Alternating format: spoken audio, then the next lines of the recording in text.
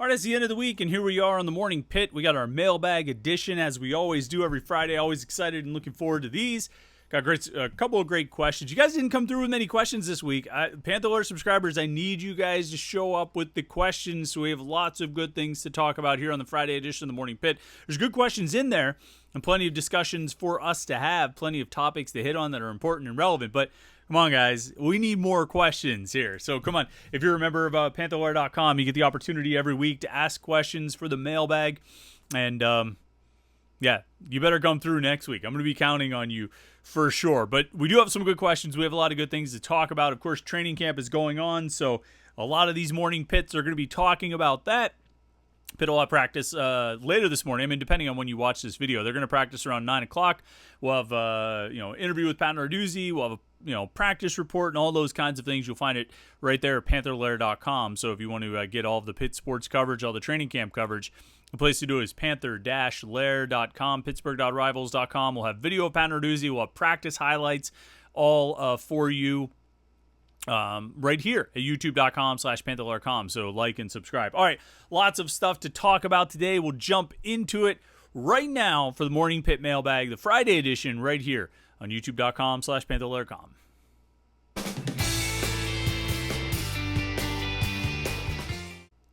Yeah, still didn't get that slideshow changed. I got to get those spring game video photos out of there. We've got to get the training camp photos in there. We got the weekend coming up. That's a good opportunity to go through and get some new slideshows loaded and change the visuals here on the Morning Pit. So Monday morning, you'll have something a little bit more relevant and timely to look at than photos from 4 months ago, right? Or 3.5, or however many it ended up being. Anyway, lots of stuff to talk about today. I'm saying it's practice number 2. I'm not sure if the team actually practiced yesterday or not. It was not open to the media, but they will be practicing this morning, and we'll have coverage from the south side at Panther-Lair.com, so make sure you tune in for that. And, of course, we'll have stuff right here at youtube.com/Panther-Lair.com. If you saw, we put up a video last night, and we'll talk about this first before we jump into the questions. Video of Jeff Capel. We had a chance to sit down with Jeff Capel yesterday. He had a little press conference just to talk about a lot of things and ended up covering probably more topics than he expected. But we had a nice long conversation with Jeff Capel. That was a lot of fun. Unfortunately, the audio is a little bit jacked up, and so I apologize for that. Working on getting a transcript up so you can read the words in case you couldn't entirely hear everything, because there was a little bit of some audio issues. But a few notable things from Jeff Capel. They're pretty close to finalizing the non-conference schedule for Pitt men's basketball this season. What they're waiting to find out is if they're going to get one of those December ACC games, and that'll kind of determine how they fill out the non-conference schedule. They're pretty close to being done as it is. They've got, I think, the relevant games. You know what I mean? They've got the Greenbrier tournament where they're going to they'll get some power conference games there, which incidentally, the Greenbrier Resort is going up for auction on August 27th. So if you are interested in purchasing, maybe you drive down and put in a bid. Bids start at $1. I mean, probably not. They probably start more than that. But if you want to buy the Greenbrier Resort, you can have an opportunity to do so. But they've got those games. They've got Mississippi State in the ACC-SEC Challenge. They've got, of course, West Virginia in the Backyard Brawl. And then this series that they announced with Ohio State. Right? I forget if Pitt actually announced it or if Ohio State did. So they've got, how many is that? 1, 2, 3, 4, 5 power conference games. And Jeff Capel said, look, I think we've always had a good schedule, but yeah, we're trying to make sure, the schedule was held against us last year. We're trying to, cut some of that out, get ahead of that a little bit. And he made the point again, which is relevant, that they thought West Virginia and Missouri would be better last year than they were. They ended up not being great, and that didn't help Pitt in the non-conference strength of schedule. But still, he acknowledged it. Like, yeah, we probably need to step it up a little bit, and we're going to. And they did. This year's non-conference strength of schedule features more power conference opponents than last year's did. And, if the goal is to remove non-conference strength of schedule as something that's held against Pitt when it comes time for the selection committee to make its selections, as it were, then they seem to be taking steps in that direction. Jeff Capel more or less acknowledged that. Jorge Diaz-Graham and Papa Conte, both coming back from injuries. Jeff Capel said they're able to do pretty much everything in practice. They don't have contact yet. They're not cleared for full contact, but they are coming back and seem to be well on schedule for playing this year. Capel very excited about Amsal Delic, as you might imagine. Talked a little bit about that yesterday, and that was pretty interesting to hear. It was a lot of what we've already said and what we've already thought and what the general sort of consensus is about Amsal and how he can fit in with this team. I think he's excited. Capel said that Blake Hinson came back and was really working out with the team a lot and spending a lot of time with the team. And the anecdote that, like Capel mentioned that as part of sharing another anecdote that, he asked Blake Hinson, why'd you do that? You're very busy right now, like, with the summer league and everything like that. You came back and do this. And he said, well, coach, that's what Justin Champagnie did with us 2 years ago. And Capel said that made a bit of an impact on him. That really stood out to him when you're talking about the culture and the family, the basketball program. I think we see more and more signs of that every day. Other news, that was pretty much it as far as the newsworthy items. Capel doesn't like the fact that the ACC tournament is now only going to take 15 teams as opposed to the full 18 of the conference. They won't be having every team travel to the conference tournament. He's not sure why they made that change, and he doesn't particularly like that change. He thinks it should be every team should have an opportunity. After slogging through the conference schedule, they should all have a chance to make the postseason in the NCAA tournament by way of the ACC tournament. He doesn't like that the conference made that change and that they're not going to take every team in the tournament. And I agree with him. I think it might be tough to put together an 18-team bracket, but they could figure it out. And it's unfortunate that 3 teams are going to get left out. Now, it's only 3, but that's a bummer. And I tend to agree with Capel about that. He also, he's not sure how the scholarship changes will look. Basketball now has a roster limit of 15 under the new rules, under the House settlement. Once that gets fully pushed through and approved, basketball will have a scholarship limit of 15, but all 15 can be on scholarship. I should say basketball will have a roster limit of 15, and everybody can be on scholarship. There will be no scholarship limits, only roster limits. But Capel basically said what I've said and thought about men's basketball and, quite frankly, football and just about all the sports is that most programs are not going to fund all 15 scholarships. Most programs are not going to put 15 guys on scholarship because let me say this a different way. Most programs are not going to recruit 15 scholarship players because you don't really even have the playing time for 13 scholarship players, let alone 15. And so, they may end up, if they've got the money to do it, they may end up still having, 12, 13 recruited scholarship players and put, 2 or 3 more on scholarship out of the walk-on ranks. But it's not like all of a sudden they're going to have 15 recruited scholarship players. It's not going to work like that because there's just, you're not going to be able to have that big a roster. Jim and I talked about this on Wednesday night. Most football programs are not going to have 105 recruited scholarship players because, you're just going to have, and Pat Narduzzi said it on Wednesday, you're just going to have more guys going into the portal, guys who say, I'm not getting enough playing time because there's not enough playing time for 105 scholarship guys. There's barely enough playing time for 85 scholarship guys. So most of these programs are probably not going to go all the way and completely scholarship their entire roster. Some will. There'll be a handful of programs in each sport that do, but the vast majority will not. And I'm guessing Pitt, for the most part, will be one of those that does not. And that won't make them, they won't stand out for that. Most programs, I think, won't. The guys that they want, the guys that they need, their top priority targets will be scholarship targets, as they've always been. I don't know that's going to change all that much. What it'll do, particularly in the football side, is it'll give more opportunity of, you want to have 86, 87, 88, 90, 91 guys on scholarship. You have a year where you feel like you can really, capitalize and bring in a lot of really talented guys. Well, you're going to be able to do that. And I could see Pitt football doing that. But regularly stocking 105 scholarship guys, particularly like recruited or recruited targets, either out of high school or the transfer portal, I don't see that happening. So, but we'll see. But Capel, I think, largely said a lot of the same things that we've been saying and echoed a lot of the same thoughts that we've had. Not that we inspired him on those thoughts, but I think we are generally in agreeance, as the man might say. All right, let's jump into the mailbag, get some questions here. Thunder Pit Road says, do you think this season more or less makes or breaks Pat Narduzzi's long-term future with the program? No, I don't. I don't, because I just, I just don't tend to think in those kind of terms. I just don't think about this is going to make or this is going to break. I mean, for one thing, I don't think any season is going to make a coach's long-term future. I mean, like, what does that even mean? If you, like, say they go 11-3 again and win in the ACC, right? Like they did 3 years ago. I mean, in that case, they're going to be in the college football playoff, so that's a different kind of story. But if they go 11-3 this year and win the conference, right?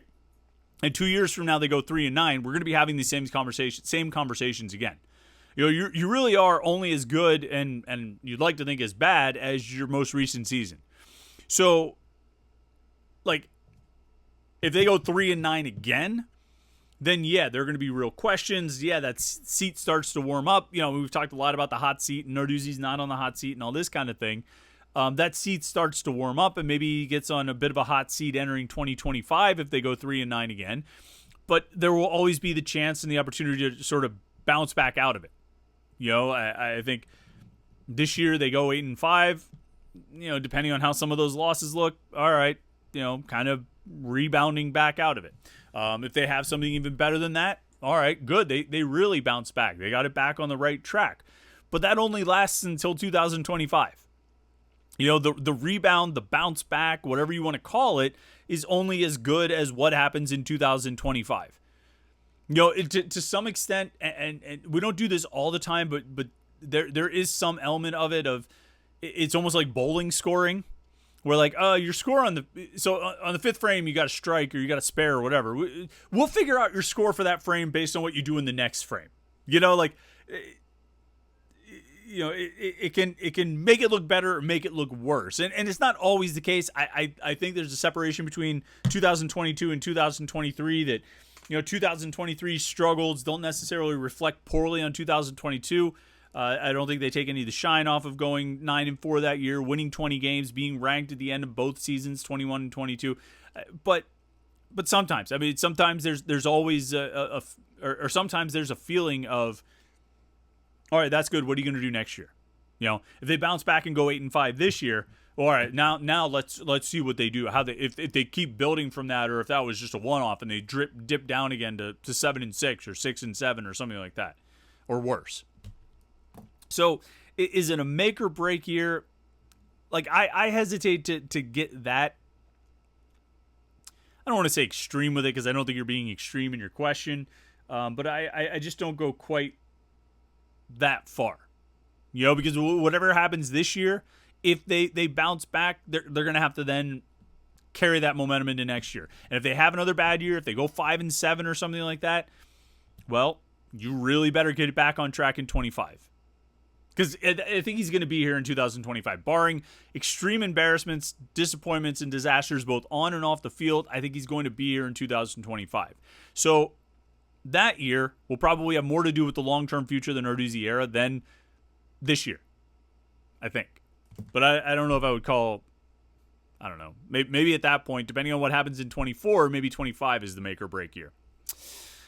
H2P JC says, assuming Nate Yarnell is named the starter and is healthy, plays well enough to keep the job, do you think Eli will play any significant snaps this year? Perhaps something similar to how Tim Tebow was used at Florida his first year.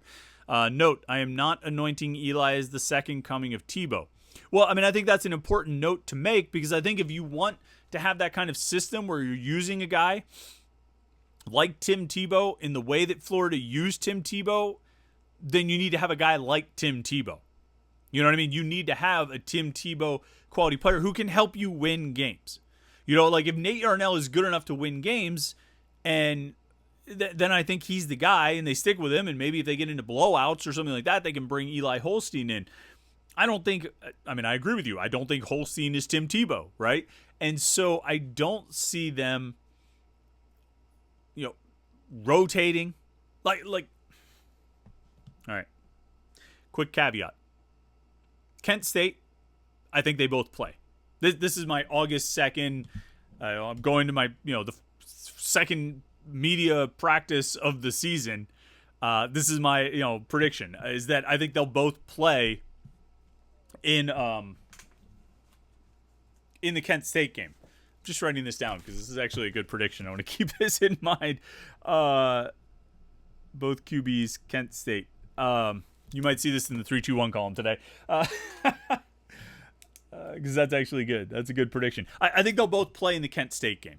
All right, because I think that's a game where Pitt should be comfortable to win. Our next question in the mailbag has something to do with that too, though. So that should be a game where they win rather comfortably and be in position to use both quarterbacks. Is it going to be in a structured rotation, in the first half? I don't know. Is it something that'll wait until the second half and maybe on the third drive or second drive of the third quarter, Eli Holstein gets an opportunity? Maybe it's something like that. But beyond that game, if Nate Yarnell is playing well, I think he continues to be the guy. Unless there's a concerted effort to unseat him. A la 2015.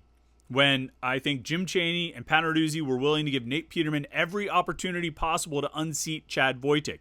And by the end of the second game, by halftime of the second game, that rainy day at Akron, Nate Peterman had done so.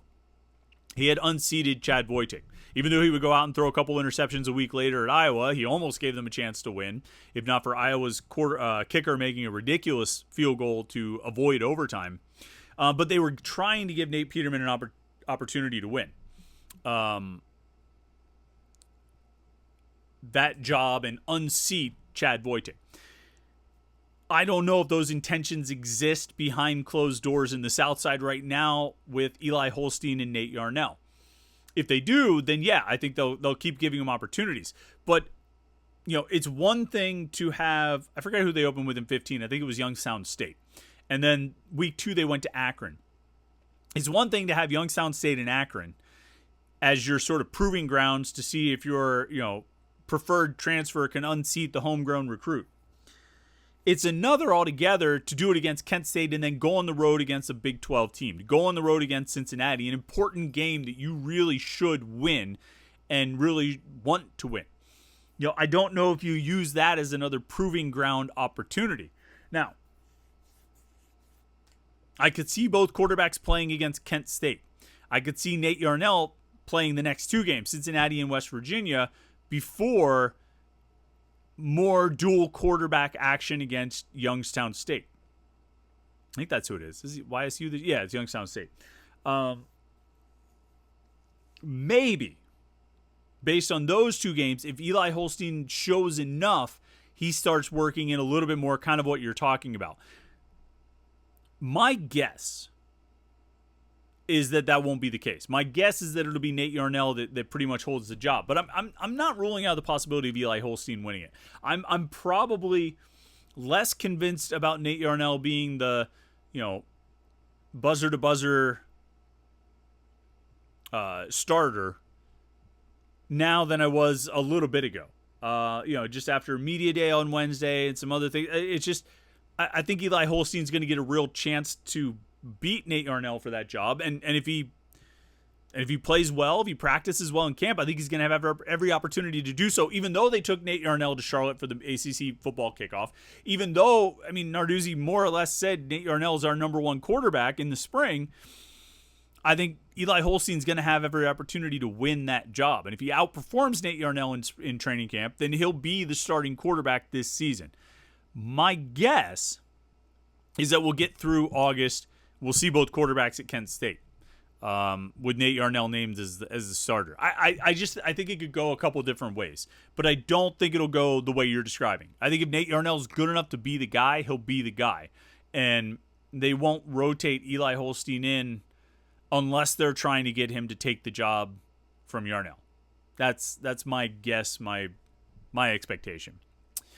Cabassier Dennis, again, one of the best usernames on the message board, says, how excited will you be to come back to the board after they open the season with a 21-17 win against Kent State, where they only throw 25 passes? You're talking about the message board.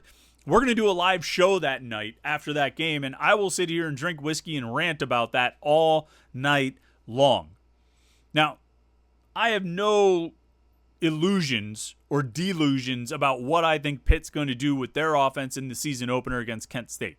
I think Narduzzi's going to keep it vanilla. I think he's going to keep it hidden. I think they're going to try to not show anything, and I'm going to complain about it. Particularly when you're bringing in a brand new offense. It's one thing if it's an offense that you've been working in for a year or two, but with a brand new offense, it's a complete change of pace, literally, from what you've been doing in the past, to not use the opportunity of the Kent State game as one to break that offense in and get more comfortable in it in a real live game situation against an opponent who is not you. I mean, that's just a wasted opportunity. That game is not there just to check off a win and move on. That game is there to do that, to give you a win, to get a win and move on, but it's also there to give you an opportunity to work out the offense. Get it figured out. Get as many quality practice reps as you can in that offense, so when you go to Cincinnati in week 2, so when you host West Virginia in week 3, you've got that much more meaningful work done. And so, like, message board, you're talking about the message board. Like, am I excited to come back and see the board? Brother, I'll be leading the complaints right here on the live show afterward. The post-game show at youtube.com/Panther-Lair.com. And don't forget, we're going to have post-game shows after every game this season. I can't wait. They're always fun to do. We talk, we drink, we rant, we have a great time. And you should tune in, and it's right here at youtube.com/Panther-Lair.com. Now, you might forget about it. I mean, that game is 29 days away. It's a long time between now and then, 4 weeks from tomorrow. 4 weeks from tomorrow. So if you want to make sure you don't forget about our live show, our post-game show, or our Wednesday night live shows, hit that subscribe button. Subscribe to youtube.com/Panther-Lair.com and turn on notifications. You get an alert sent right to your phone, so you will never miss any of our live streams or anything we do here at youtube.com/Panther-Lair.com. Of course, make sure you check out the website as well, Panther-Lair.com. Pittsburgh.rivals.com is where we'll have all of our Pitt training camp content throughout the next month, over the next 3 weeks of training camp before we lead into that regular season schedule. Can't wait. Looking forward to it. We'll be in the South Side today. We'll have lots of coverage later today. Photos, videos, articles, press conferences, everything you could possibly need of Pitt coverage. It's going to be right here right there at Panther-Lair.com, Pittsburgh.rivals.com. And then, of course, our video coverage right here, youtube.com/Panther-Lair.com. So like and subscribe, check out the website, do all those things. And, have a great Friday and have a great weekend. We appreciate everybody tuning in for the videos this week. It's been a lot of fun. Have a great weekend, and we will catch up with you on Monday morning. Lots more Pitt talk right here in the Morning Pitt, youtube.com/Panther-Lair.com.